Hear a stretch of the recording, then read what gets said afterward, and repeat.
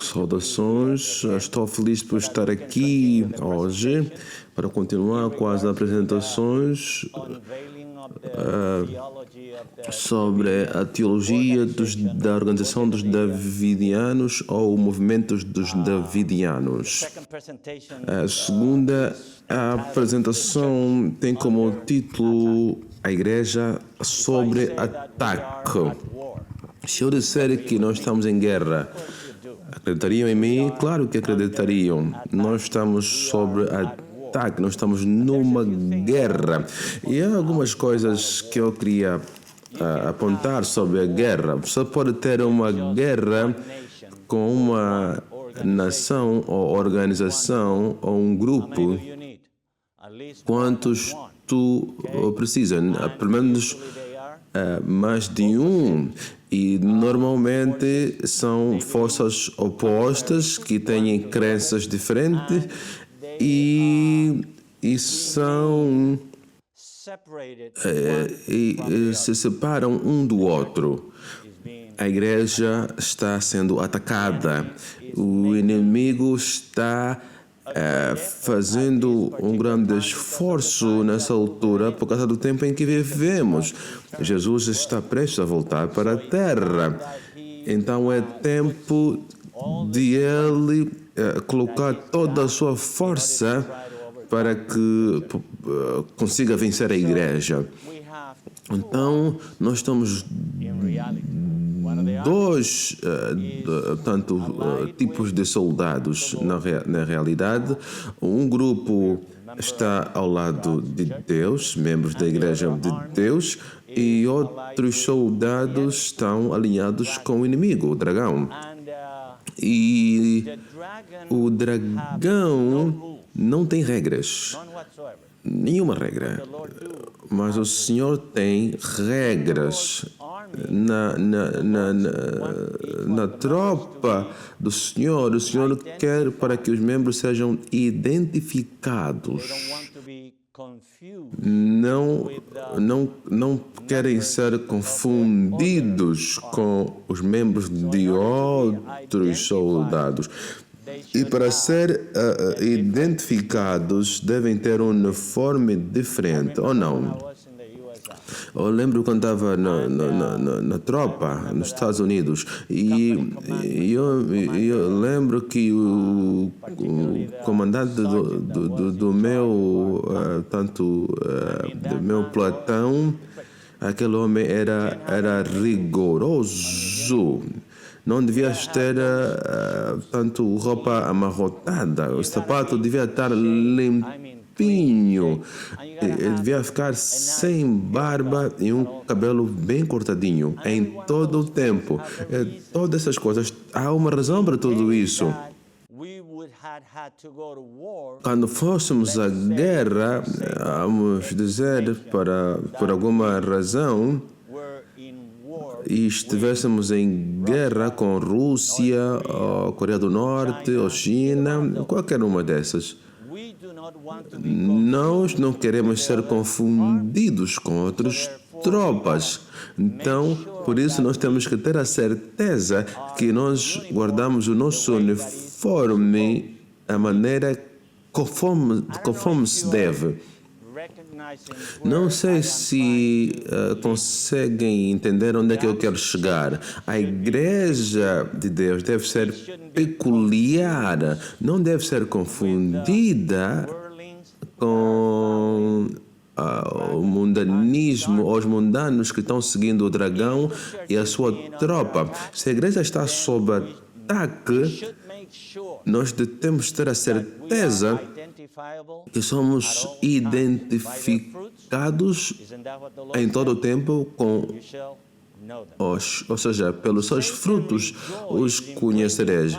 Satanás, ele se diverte trazer controvérsias na igreja. 1 Coríntios 12, versos 25, diz que para que não haja divisão no corpo, mas que os membros tenham igual cuidado uns dos outros. Satanás irá fazer qualquer coisa para parar o trabalho da igreja. Falamos na noite passada sobre a missão da igreja. E a missão da igreja é clara: trazer o evangelho, ou levar o evangelho para todo mundo e vindicar o caráter de Deus. Então, qual é a arma favorita de Satanás? Dividir para conquistar. É simples assim. E sempre funcionou desde o princípio. Se lembrarem, as instruções dadas a Adão e Eva era para que não se separassem. E o que aconteceu a Eva? Ela estava olhando aquela árvore linda no centro do jardim e ela tanto certificou-se que algumas vezes, quando Adão estava ocupado com o trabalho da agricultura, ela podia afastou-se dela e foi para a árvore. E aquela foi a oportunidade para Satanás, sim, portanto, engajar numa conversa com ela, e o resultado vocês todos já sabem. Não somente que ela caiu, mas ela foi ao seu marido e pediu também para que comesse do fruto proibido. O inimigo ficaria encantado em ter as mentes desviadas para qualquer assunto pelo qual ele pudesse criar divisão de sentimentos e levar nosso povo à controvérsia. Isso é que Satanás quer fazer. Eu gostaria que, nesta altura, antes de continuar, tanto entramos em oração. Eu acho que o que vamos estudar esta noite é muito importante, porque do tempo em que vivemos, nós devemos nos manter fiéis e nós precisamos de força sobrenatural, poder sobrenatural do Espírito Santo para estar conosco e em nós, para podermos vencer nessa guerra terrível que nós estamos participando com o inimigo. Podemos orar? Pai querido que estás no céu, obrigado por ser tão bom para nós. Obrigado por nos dar a oportunidade de olhar para a sua palavra, o Espírito de profecia, e descobrir a verdade que, como igreja, nós temos de andar nela enquanto estivermos no planeta Terra. Ajuda-nos, proteja-nos. Ajuda-nos a cooperar com o Espírito Santo na transformação da perfeição do nosso caráter, para que quando Jesus voltar, possamos estar preparados para ir no seu reino, em nome de Jesus. Amém. Então, nós dissemos que Satanás quer dividir, porque desta maneira ele será capaz de conquistar. Em Mateus 24:4 diz que acautelai-vos que ninguém vos engane. No verso 5 diz que porque muitos virão em meu nome dizendo eu sou Cristo e a muitos enganarão. Jesus disse que muitos virão dizer que eu sou Cristo e no seu nome eles enganarão alguns poucos. Não, aqui está o truque, a tristeza, porque muitos serão enganados por Satanás. Muito triste. No tempo em que vivemos agora, precisamos depender do Espírito Santo para nos manter fiel. Nós não precisamos olhar à esquerda ou à direita, a ninguém, mas para Jesus, para nos manter leais ao Senhor. 1 João 4:1 diz que, amados, não creiais a todo o espírito, mas provai se os espíritos vêm de Deus, porque muitos falsos profetas têm saído pelo mundo. Nós estamos estudando essa organização particular, a davidianos adventistas do sétimo dia.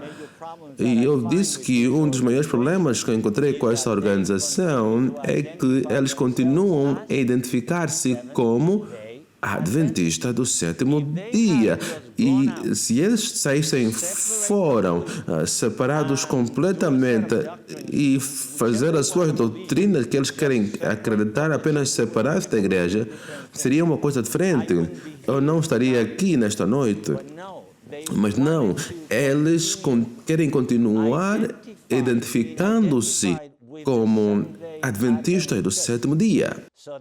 Então, isso nos causa, ou seja, nos motiva para clarificar aos membros da igreja para não serem enganados com estes indivíduos que pegaram o nome da igreja para enganar a muitos. E a razão por que eles fazem isso, eu já vi isso na última noite, eu já fiz parte dessa organização por 4 anos. Uma das coisas que eu vi quando eu estive lá é que os líderes dependem do dinheiro que eles recebem de adventistas que saíram da igreja e entregam os dízimos para eles. É assim que eles conseguem sobreviver financeiramente. E aí eles continuam crescendo. E não faz alguma diferença se você lhes mostrar a verdade ou os erros nas suas mensagens. Não faz nenhuma diferença. Eles vão continuar a ensinar estas ideias porque eles dependem disso financeiramente, dessas ideias que eles propagam. Mateus 24:11 diz que muitos falsos profetas virão e enganarão quantos? Muitos. E este é o problema. Por que tantos estão sendo enganados quando não apenas temos a Bíblia, nós temos o espírito de profecia também? Então devo presumir, não posso dizer outra coisa, que os membros da igreja não estão estudando, não estão orando o suficiente, não estão estudando a Bíblia como deviam e não estão sendo familiarizados com a mensagem desse tempo e por isso estão sendo confundidos, estão sendo enganados com esta organização. João 17:22, o Senhor nos diz qual era a ideia, ou o propósito, o objetivo do Senhor, que era manter a igreja como? Unida. E há uma razão para isto. Sabe que se o povo ver que a igreja está separada em grupos ou átomos independentes, como o Espírito de Profecia fala, o que é que o povo vai pensar? O que é que o mundo vai pensar sobre a igreja no sétimo dia? A ideia por trás de que Jesus disse que seriam unidos é para que o mundo creia.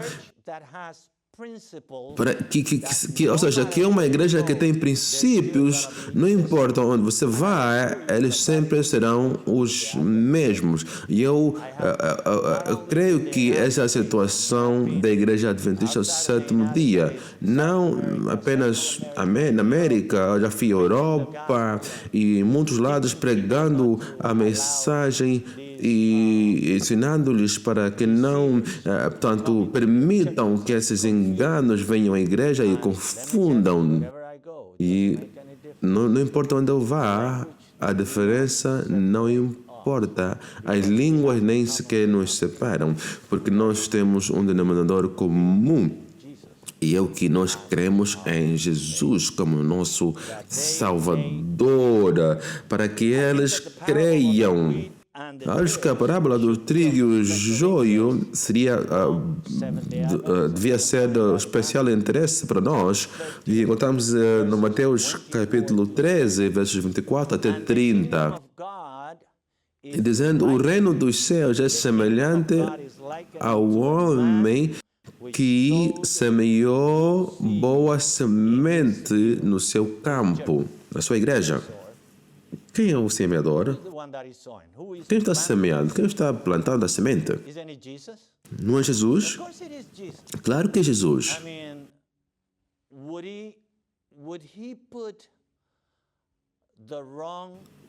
Será que ele colocaria uma semente errada no solo?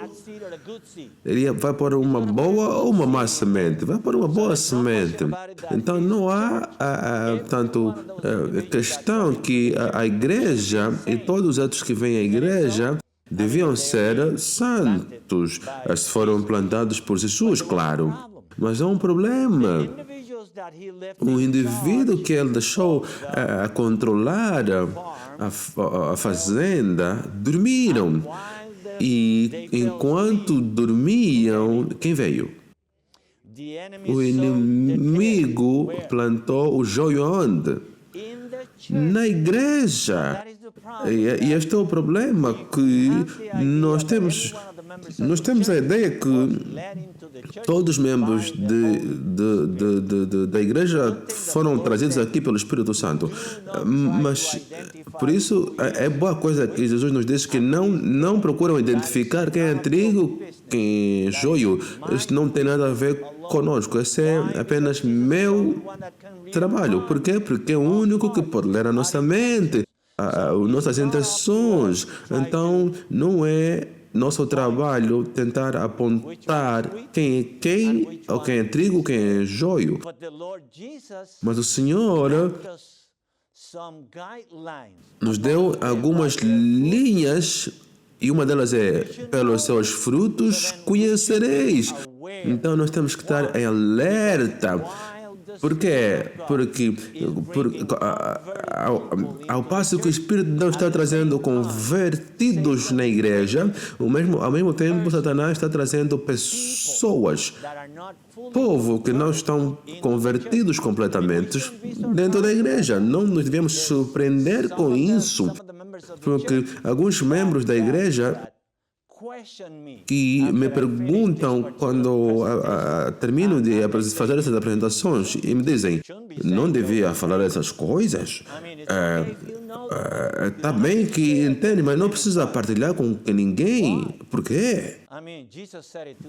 Jesus disse há 2000 anos atrás que deveria haver trigo e joios na igreja.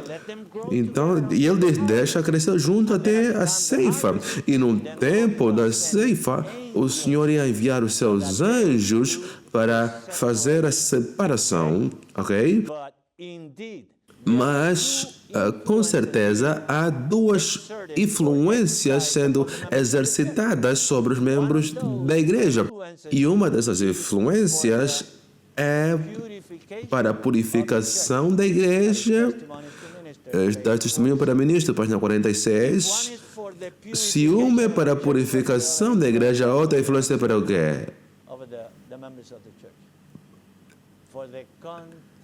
Para a contaminação do povo de Deus. Então, qual é a missão do joio? O que é que eles querem quando vêm à igreja?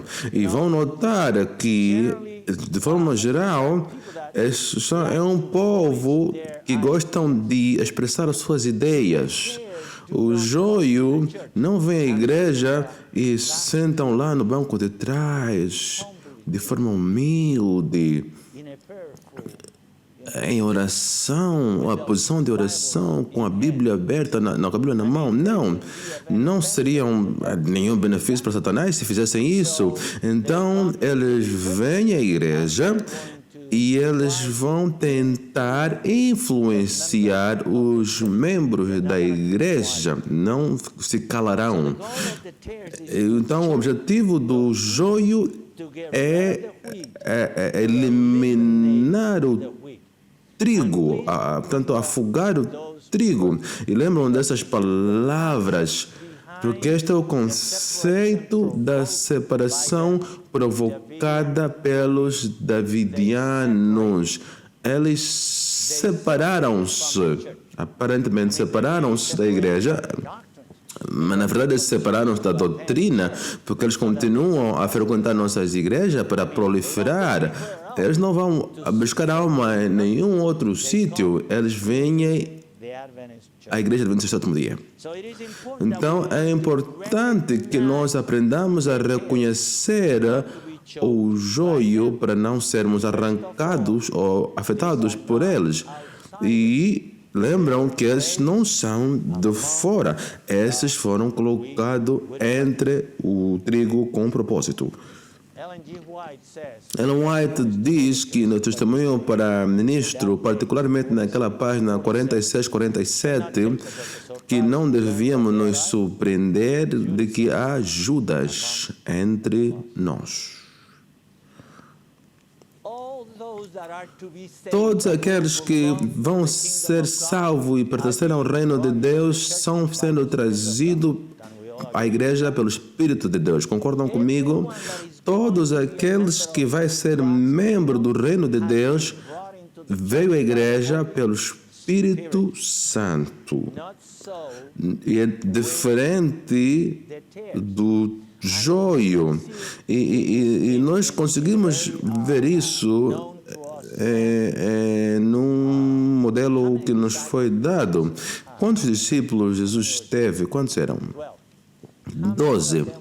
E quantos deles foram chamados ao ministério de Jesus? Apenas 11. Um deles não foi chamado. Ele não foi trazido pelo Espírito Santo. Ele ofereceu seus serviços porque ele tinha uma agenda em mente. Satanás ataca de vários lados, de fora e de dentro. Romanos 16, 17 e 18, rogo-vos, irmãos, que não tem os que promovem dissensões ou divisão e escândalos contra a doutrina que aprendestes, desviai-vos deles. Ou seja, o que devemos fazer portanto, afastar-se deles, nos separar deles, porque eles vão nos afetar, ou seja, vão nos levar com eles, vamos afundar com eles se nós não nos separar deles. Porque os tais não servem, verso 18, a Cristo, nosso Senhor, mas ao seu ventre e com palavras suaves e linçosas enganam os corações dos inocentes. Eu vos digo por experiência que quando o povo são trazidos, o que chamamos nos davidianos de DLA, ou seja, David e instituições levíticas, quando são trazidos a essas instituições deles, eles são portanto, de manhã, tarde, à tardinha e à noite, eles tanto ficam o tempo todo memorizando porções específicas da Bíblia e do Espírito de Profecia. E eles fazem isso com a ideia de vir à igreja e refutar qualquer posição, qualquer clarificação que um pastor ou ancião ou evangelista trazer contra a doutrina deles. Eles já têm parágrafos, versos da Bíblia para refutar essas ideias. Eles estão muito bem preparados. Eles causam divisão. Com boas palavras suaves e lençosas enganam os corações dos inocentes. Mensagens selecto, testemunho selecto. A serva do Senhor diz que nós temos muito mais a temer com os de dentro do que os de fora. Isso é uma vergonha. Essa é a igreja de Deus e nós temos que nos sentir que todos que está conosco podemos confiar. Pelo menos é assim que devia ser. Mas o tempo em que vivemos, o único que podemos confiar com nossa vida eterna é Jesus Cristo. Satanás tem usado como agentes indivíduos que professam crer numa parte da verdade presente enquanto guerreavam contra outra parte. Em outras palavras, eles vão o modo operante dos davidianos é esse. Eles vêm, te contactam, não vão partilhar todas as ideias contrárias ou opostas ou diferentes da nossa doutrina necessariamente. Eles vão partilhar consigo a ideia que são compatível com o que você crê, para que eles possam atrair. E eles vão te dizer que nós queremos te ajudar para a segunda vinda de Cristo. E depois vão te bombardear com um montão de textos do Espírito de Profecia e da Bíblia. Satanás tem usado como agentes indivíduos que professam crer numa parte da verdade presente. Primeiro, testemunho para a igreja, página 326. Todos aqueles que causam divisão e se afastam do fundamento da Bíblia, eventualmente caem de fora. E por isso é que nós temos exemplos portanto, quando lemos os factos históricos da Igreja Adventista, alguns de vocês lembram do John Kellogg? Claro, foi um médico proeminente. Ellen White e Thiago White ajudaram para que fosse um médico. Então, ele queria controlar completamente a organização. Não queria controlar apenas o departamento de saúde, ele queria um controle total da igreja. E ele acabou escrevendo um livro sobre panteísmo, tanto Living Temple. E é triste dizer, a revista Review Herald que portanto, imprimiu aquele livro acabou queimando e também o hospital que o Kellogg estava dirigindo também queimou. E outra na nossa história também é o pastor Ken Wright, um grande pastor. E quando você lê as notas de Ellen White, ela lidou com este homem em repetidas as vezes. Se a minha memória não me engana, talvez umas 6 ou 7 vezes, e finalmente o homem desapareceu e nunca mais voltou à igreja. Se tornou um pastor da Batista e escreveu um livro feio com relação à igreja do sétimo dia. O movimento da carne santa da Indiana, esses aqui entenderam que já eram santos, e já que já eram santos, deviam ser salvos. Então, nós podemos fazer o que nós quiser, porque a nossa carne já é santa. Então, nós podemos ir lá fora e fazer o que nós quisermos.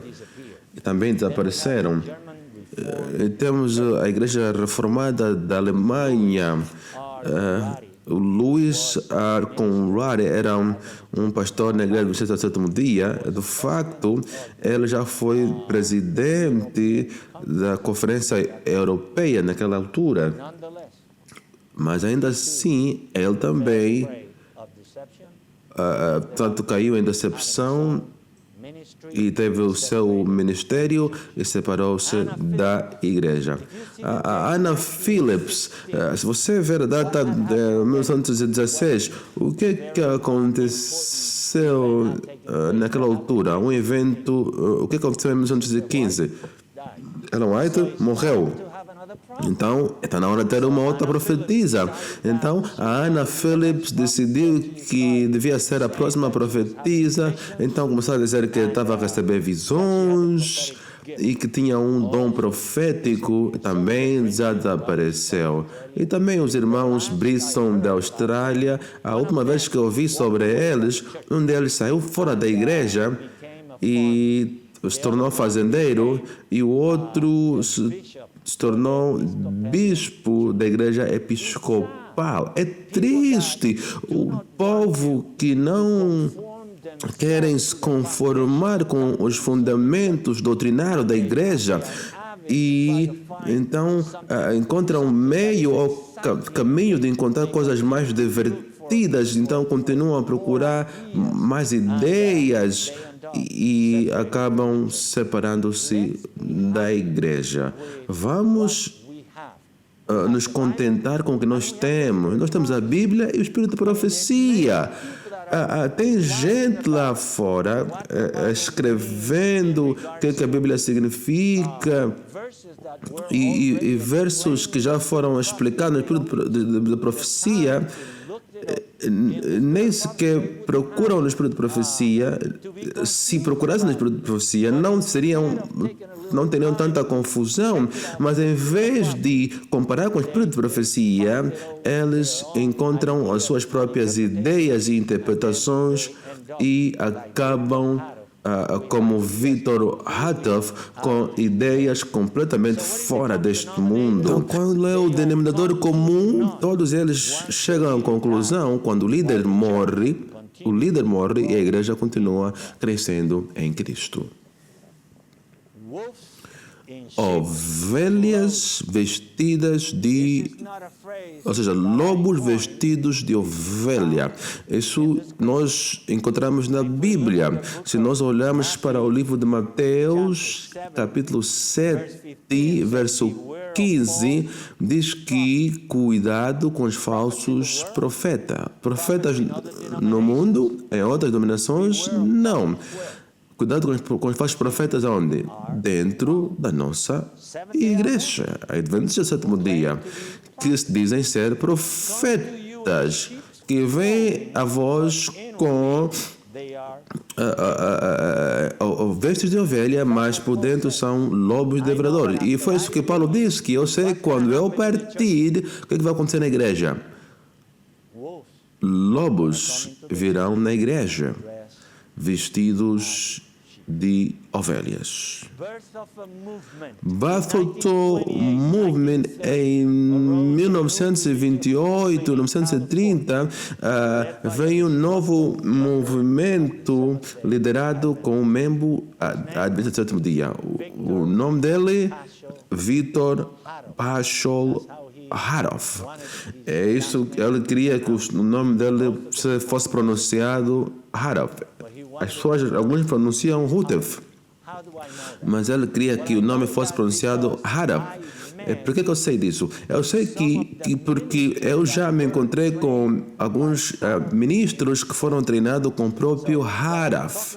Então, eu não estou dizendo alguma coisa que eu ouvi dizer daqui ou dali, ou de alguém que não sabia o que estava falando, ou apenas abrindo a boca, mas eu ouvi ministros davidianos nos anos 70 e nos anos 80. Eu visitei com eles, eu pesquisei e eu encontrei esses indivíduos na Carolina do Sul, na Nova York, e eu fui capaz de pegar as histórias factuosas de desenvolvimento deste movimento davidiano da Adventista do Sétimo Dia. Ele nasceu em Bulgária, eu já vou vos dizer mais sobre ele. Ele veio à América nos anos 1907. E ele veio a Illinois e quando se tornou adventista, ele foi para a Califórnia. E lá na Califórnia, ele teve uma experiência corporal num dos nossos sanatórios, um dos hospitais lá em Glendale, na Califórnia. E eu vou dizer o que aconteceu. A organização de davidianos, também conhecida como Associação Geral dos Adventistas do Sétimo Dia, davidianos, portanto, a vara do pastor ou simplesmente a vara, e isso se tornou um pouquinho popular nos anos 70 em Waco. Lembram de David Crash, Renan Howe? Esse indivíduo não estava apenas lá por acaso. Ele foi treinado pela literatura de Victor Hara. Eram indivíduos que foram instruídos pelo Victor Hara, que instruiu esses jovens a ideia que ele estava promovendo como uma filial davidiana. E como disse, era um imigrante bulgariano que teve de lidar com problemas, não só com o governo, mas pela Igreja Ortodoxa, na qual ele foi membro. E ele foi ajudado pelo irmão Nick, e eles eram 3 irmãos e 3 irmãs, e aparentemente historiadores que pesquisaram a vida dele disseram que ele deixou a sua mulher na Bulgária. Em 1907, quando tinha 22 anos, ele veio para a América e foi batizado em Rockford, Illinois, na idade de 34, e foi depois para a Califórnia. E nos anos 20, ele foi para o hospital de Glendale. E ele queria um tratamento, como a Adventista do Sétimo Dia. Ele dizia que eu quero um tratamento VIP nesse hospital. Eu quero uma enfermeira comigo 24/24. E eu quero que em qualquer momento que eu disser tenho dor, de ter um doutor pronto para me atender. Eu também trabalhei no hospital, para além de ir ao seminário e estudar religião, eu também tenho também estudei medicina e também fui na Loma Linda para ter algum degrau do doutorado, e eu conheço muito bem como os hospitais funcionam. E quando tu estás a trabalhar num hospital, não podes dedicar todo o teu tempo a um único paciente. Se tu estás a um quarteirão onde tens 8 ou 10 pacientes, ou quando estás a trabalhar nos cuidados intensivos e tem 2 ou 3 pacientes que estão realmente doentes, tu não podes 24/24 dedicando o seu tempo a apenas um indivíduo. Ele não gostou disso. Então ele ficou furioso com a igreja. E nos anos 1928 ele foi professor da escola sabatina na igreja Tabernáculo em Los Angeles, na Califórnia. Nos anos 30, já que ele estava tão furioso com a igreja, ele virou toda essa raiva sobre a doutrina da igreja e ele escreveu um livro e foi chamado A Vara do Pastor, volume 1. E é aqui onde tiraram o seu nome, porque foi a primeira publicação. Foi intitulada A Vara do Pastor. Então, ele pegou uma cópia para a Conferência Geral, naquela altura, em Oakland, na Califórnia. Então, ele foi para o pastor F.C. Gilbert, que foi um pastor que estava se dedicando ao ministério judeu. E ele estava tentando resgatar judeus para a igreja. E em 1932 ele publicou o segundo volume, e no ano 35 ele foi para Waco, Texas. E ele lá estabeleceu o que foi conhecido até hoje o Monte Carmelo. E sabem que até hoje ainda está lá o Monte Carmelo em Texas? E ele foi lá com 12 pessoas e disse: você deve olhar aos sinais. Olha, eu vi a Waco com 12 pessoas, tal como Jesus andou pelas ruas de Jerusalém com 12 discípulos. Então, devia ser um sinal de que o ministério que estão começando está sendo guiado por Deus. Claro que ele não falou com o senhor Chabanu, que não era membro da igreja, que ficava lá fumando cigarro. E ele achou que talvez fosse um sinal. Em 1947, ele casou com uma menina de 17 anos e ele já tinha 53 anos e brincava com coisas perigosas.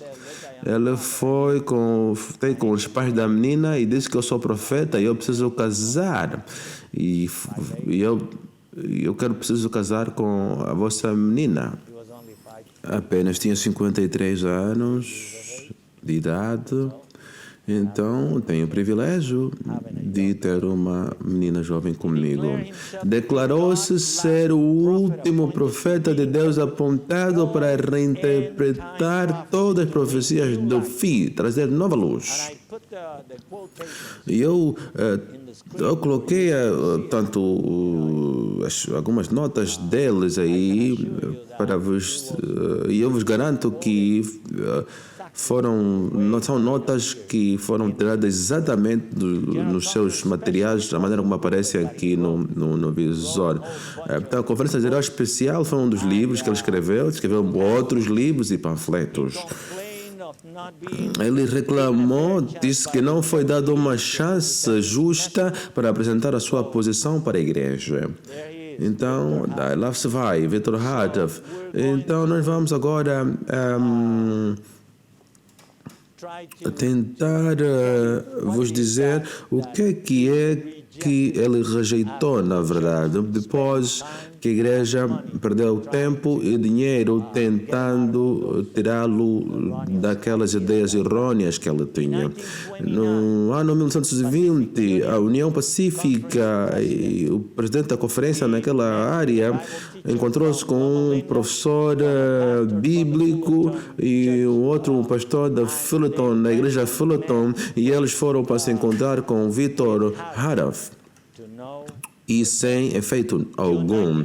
E no 1930, junho de 1930, ele escreveu um manuscrito e deu ao pastor Gilbert. E em outubro de 1930, o pastor Fulton, o presidente do PRC e outros ministros também encontraram-se com Hart, tentando persuadi-lo dos seus erros, mas sem efeito também.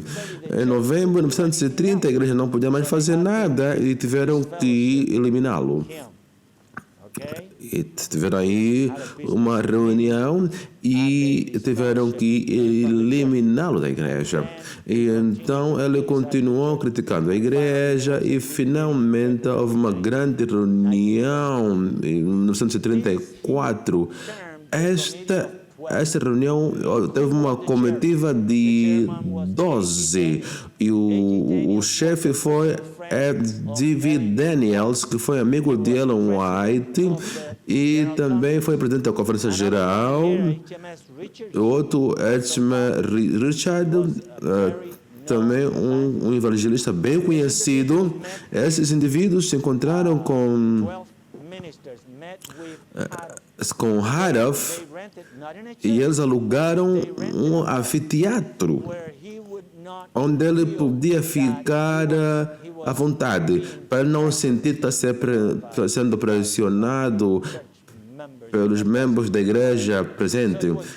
Então, só foi esses 12 ministros e Hart trouxe alguns que ele quisesse trazer e ele fez a sua apresentação das 10h30 às 12h e no fim da apresentação ele perguntou ao pastor Daniel, o que você acha do que eu apresentei? E o pastor Daniel disse: irmão, nós alugamos esse anfiteatro para uma semana, nós queremos ouvir tudo o que você tem para dizer e depois de tudo vamos orar, vamos investigar, vamos buscar a vontade, a ajuda de Deus e correção de Deus e vamos dar a sua resposta. Não é nós que vamos decidir imediatamente o que você apresentou é inspirado ou não.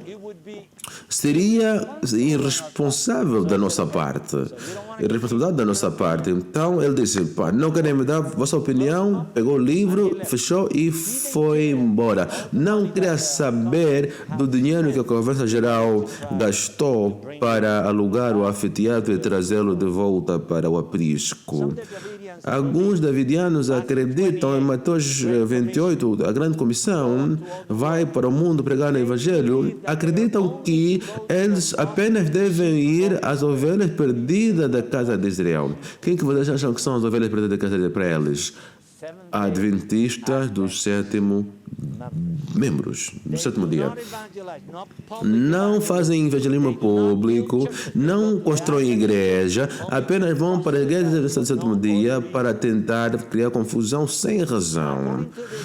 E de acordo com seus ensinamentos, adventistas que são fiéis à igreja e não se juntarem à vara do pastor não estarão entre os 144 mil.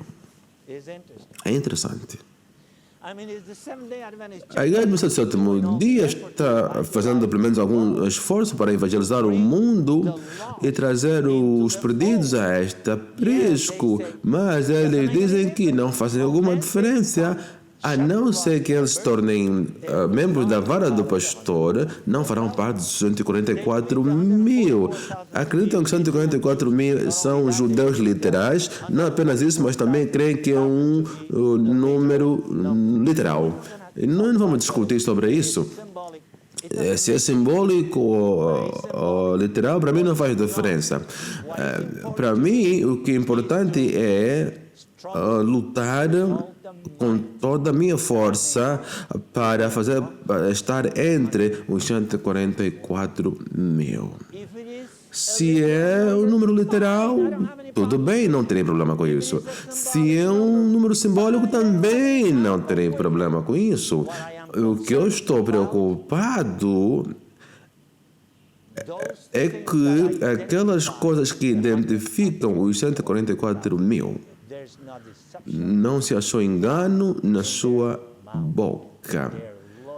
São leais ao Senhor. São as coisas, são as características. Não constroem igreja, hospitais, escolas, não têm missionário, não oferecem livros de Ellen White como o Grande Conflito, Caminho a Cristo, DTN, etc. Não, essa informação nós não vamos partilhar. Também creem que a carruagem de Jesus, dizem que Jesus viaja de uma carruagem e a carruagem de Jesus parou na Califórnia em 1929 para inspirar Victor Harav com a mensagem davidiana. Então, desde 1930, a carruagem de Jesus estava primeiro em Califórnia e depois, quando Harav decidiu que foi para Waco e estabeleceu lá o Monte Carmelo, então a carruagem de Jesus também foi para Waco porque o Victor Harav decidiu que queria ir para lá. Então, quem está a liderar aqui? Cristo ou Harav? Eu quero que vocês vejam isso, porque é importante que a gente compreenda onde é que eles estão vindo. E quando nós chegarmos às mais importantes questões doutrinárias deles, vão ver porque é importante que aprendamos a identificá-los. Então, esse é um desenho que o Victor Claff colocou lá na sua... Ou seja, um relógio que ele colocou lá na sua instituição. E esta é uma... portanto, bandeira que ele fez. O que é isso? É uma estrela com dois triângulos, uma abaixo da outra. E por volta, quantas estrelas? No total, são 13 estrelas. Não sei quantos de vocês já leram Os Dois Babilônicos. Os Dois Babilônicos. Conhece esse livro? A Nova Ordem Mundial, pelo William Shattuck. 666 é a marca da besta. Seria bom que pesquisassem sobre esses livros e vocês vão descobrir que são bem relacionados com sinais simbólicos satânicos e com símbolos que Harold usou em Waco, Texas. O selamento de Apocalipse 7, lembra de Apocalipse 7? O selamento de 144 mil? Harold diz que aquele selamento começou em 1929 e ele era o anjo, portanto, mencionado em Apocalipse 7, verso 2, o anjo com o selo do Deus vivo. Na verdade, quem era aquele anjo mesmo? Quem é o único que pode selar na sua testa? Não seria Cristo? Mas o Harold diz que ele era aquele anjo. Porque primeiro está escrito diz que o terceiro anjo é um anjo que sela, o selador. Essa é a informação que a mensagem do terceiro anjo nos dá.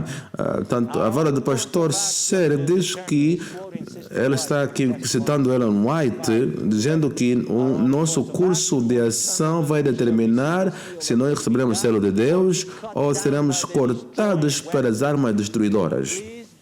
Por favor, prestem atenção nas suas palavras. Armas destruidoras, matança. Esses eram os termos que ele usava. Então ele diz mais o seguinte: se nós tivéssemos que marcar o tempo exato do selamento, poderíamos dizer que começou em algum tempo de 1929. E no 1930 ele deu à igreja um ultimato de 1 ano para se arrepender, senão Deus ia vomitar da sua boca. Ele pegou essa ideia de Ezequiel 4. Ezequiel 4, Deus fala para Ezequiel para diz que para ficar no sol 329 dias de um lado, ou seja, orar para os pecados de Israel. E depois disso vai virar para a esquerda e vai ficar lá para 40 anos ou dias para os pecados ou a condição espiritual de Judá.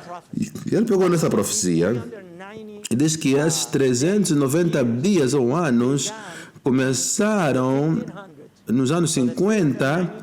Então, 390 anos vai nos levar no 890, então 40 anos que Ezequiel tinha para ajudar, vai nos levar dos anos 90 para 930. Então a profecia está completamente cumprida, porque em 930 eu me tornei o Elias moderno que vai levar os filhos de Deus daqui para frente até o fim.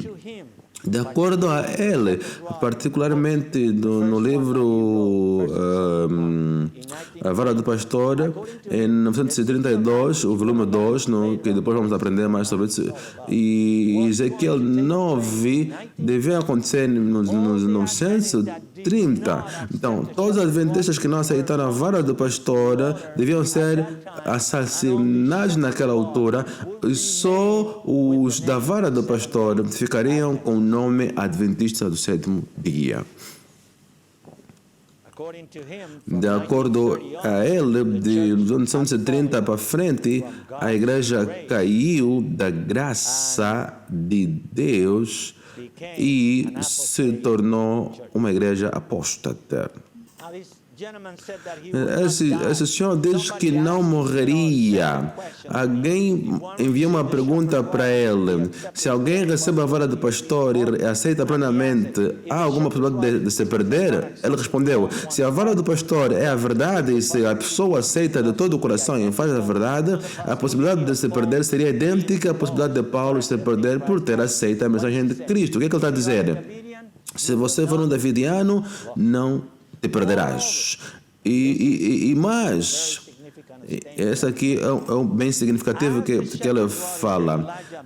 Diz que, como a mensagem do verdadeiro pastor, como a mensagem de Elias, diz que é uma mensagem impossível para quem aceita e vive morrer, pois o tipo existe transladação. Ou seja, traduzindo, o que ele está querendo dizer aqui é que o tipo de Elias, tanto não morre, vai ser trasladado. E o que aconteceu com Harav?